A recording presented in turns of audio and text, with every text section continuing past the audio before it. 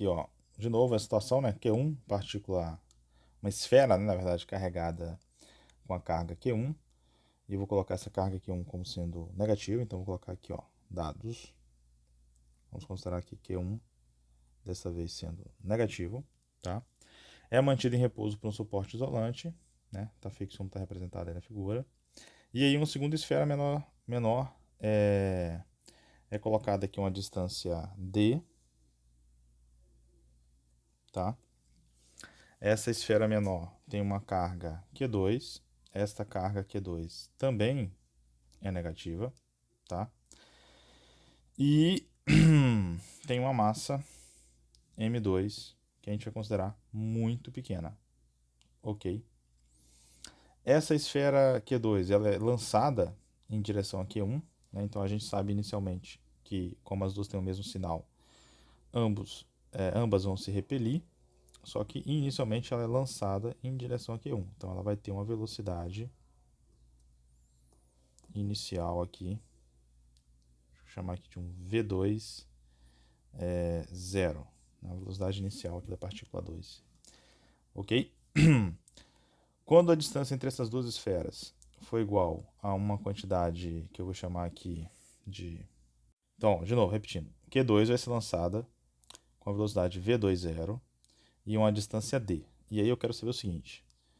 Quando essa partícula aqui, ó, chegar num ponto aqui, ó, que corresponde exatamente à metade da distância inicial, ou seja, daqui para cá,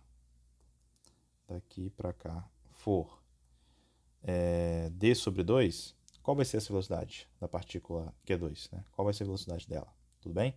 Então essa é a pergunta que a gente tem que responder. Uma possibilidade é acrescentar aqui, né? D também é um dado do problema, tá? Uma possibilidade é, primeiro, desprezar o efeito gravitacional. M2 estou considerando muito pequeno, tá? E M1 está fixo. E a gente aplicar a ideia da conservação de energia, né? Então, colocar assim, né? Então, pela conservação da energia mecânica, temos que, como no sistema em questão, que envolve só as duas esferas, não há nenhuma força dissipativa, a gente pode considerar que a energia mecânica como um todo é conservada. Então, nesse sentido, se eu considerar esse ponto inicial aqui, ó, como sendo A e esse outro ponto como sendo B, eu vou ter então que a minha energia mecânica de A tem que ser igual à energia mecânica de B. Daí a gente sabe que essa energia mecânica ela se subdivide em uma parte cinética mais uma parte potencial, que nesse contexto aqui a parte potencial vai ser a energia potencial elétrica. Então vai ter uma energia cinética mais potencial do ponto A e uma energia cinética mais potencial do ponto B, ok? Continuando aqui e destrinchando cada um desses termos, né? A energia cinética só vai ter de Q2 porque Q1 é fixo, certo? Então energia cinética no ponto A vai ser só a energia da partícula 2, porque só ela é que está em movimento, tá? Então aqui, ó, V20, que eu vou simplificar chamando de V0, porque é a única velocidade que a gente tem inicialmente, ao quadrado sobre 2, mais a energia de interação entre elas no ponto A, que seria o produto entre as cargas, Q1, Q2, dividido por 4πε0, né? E sobre D, né? Sobre a distância da origem da esfera 1 até o ponto A, correto? Essa energia, então essa soma aqui seria a nossa energia mecânica inicial. Do outro lado, a gente vai ter aqui um M2 V B ao quadrado, que é a velocidade do ponto B da partícula 2, que é o que a gente quer, sobre 2, mais, né, Q1 sobre Q2, 4πε0 vezes D sobre 2, vezes 1 sobre D sobre 2, né? Vou continuar essa expressão aqui embaixo.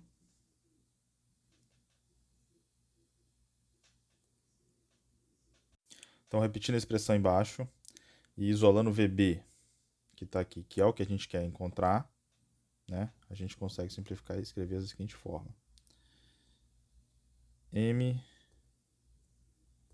M2 VB2 ao quadrado sobre 2 vai ser igual, então, a um Q1, Q2, 4πε0, abre parênteses aqui, ó, 1 sobre d, menos 2 sobre d. E isso somado aqui a energia cinética inicial dele, que era m2v0² sobre 2. Correto? Este primeiro termo aqui tem como a gente simplificar, né? E já isolar aqui, passar esses dois termos para de lá. Então a gente teria aqui vb² sobre 2, 4πε0, menos 1 sobre d, né? Porque ficaria lá 1 menos 2 dá menos 1, que divide o d. Isso aqui que multiplica 2 e divide a massa da esfera 2, né?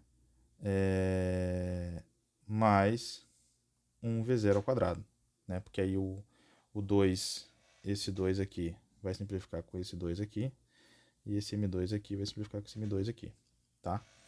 Então, por fim, a velocidade que ele chega quando ele está na metade da distância inicial seria a raiz quadrada da velocidade inicial dele ao quadrado menos Q1, Q2, que divide 4πε0 m2, tudo isso constante, né, vezes 1 sobre d. Então, essa resposta aqui me dá a velocidade dele. É um problema todo literal, mas você percebe que todas essas letras aqui, né, esse V0, as cargas, as massas e a distância inicial são informações que são dadas, né? Tá tudo aqui, ó.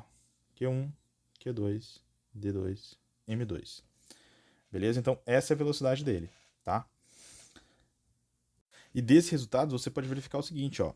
À medida que ele se aproxima, este D aqui, ele vai ficando cada vez menor. Se esse D fica cada vez menor, este termo fica cada vez maior, só que como ele tem um sinal negativo, você vai subtrair um número, né, que vai ser o V0², menos um outro número que está ficando cada vez maior, ou seja, a minha velocidade final, VB, vai ficando menor, certo? E aí uma outra pergunta que a gente poderia fazer aqui é o seguinte, então, à medida que ele está se aproximando da esfera 2, né, as duas são negativas, então tem uma repulsão ali, só que eu lancei a esfera 2 em direção a 1. Então, está ocorrendo uma desaceleração, ou seja, ele está perdendo energia cinética, certo? E ganhando energia potencial elétrica. Um ponto que seria interessante é qual que é a menor distância que separa essas duas esferas. Concorda comigo que a menor distância que separa essas duas esferas vai ser justamente a distância em que ele vai parar de se aproximar da esfera 2? E isso, parar de se aproximar da esfera 2, significa então um instante, né, de tempo em que a velocidade vai ser zero, né? Então, quando a velocidade zerar, cessa a aproximação. Aí a velocidade inverte o sinal e ele começa a se afastar, né? Por conta dessa repulsão entre eles, correto? Então, a gente pode aproveitar muito bem essa resposta para achar essa distância mínima, né? Essa distância mínima que separa eles, fazendo o VB igual a zero. Então, se o VB, que é a velocidade final, for zero, eu vou chegar no seguinte resultado aqui, ó.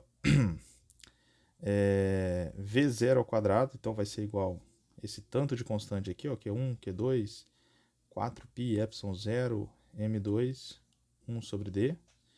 Isolando esse 1 sobre D, eu teria aqui D, então é um Q1, Q2, 4πε0, M2, que divide aqui 1 sobre V0². Então daqui a gente verifica então uma expressão que vai me dar essa distância mínima entre as esferas. Beleza? Então, esse primeiro exemplo 1 aqui só foi para te dar uma dimensão da importância que a gente tem de tratar esses problemas, né, da dinâmica do movimento desses sistemas que têm carga, levando em consideração agora a energia potencial elétrica deles, né? Então, antes a gente conseguia justificar esse movimento, né, ou analisar o comportamento desse tipo de dinâmica através da força elétrica e depois pelo campo elétrico, numa compreensão mais profunda, né, colocando o campo elétrico como sendo um mensageiro da informação da existência de uma partícula carregada com a outra. E agora a gente tem uma outra opção, que é a análise do ponto de vista da energia, né, a energia potencial elétrica aqui, e consequentemente aplicando o princípio da conservação da energia mecânica para poder entender e calcular, por exemplo, aqui, né, a velocidade do objeto, a distância mínima, e entre outras questões que a gente pode responder através de análise de energia, beleza?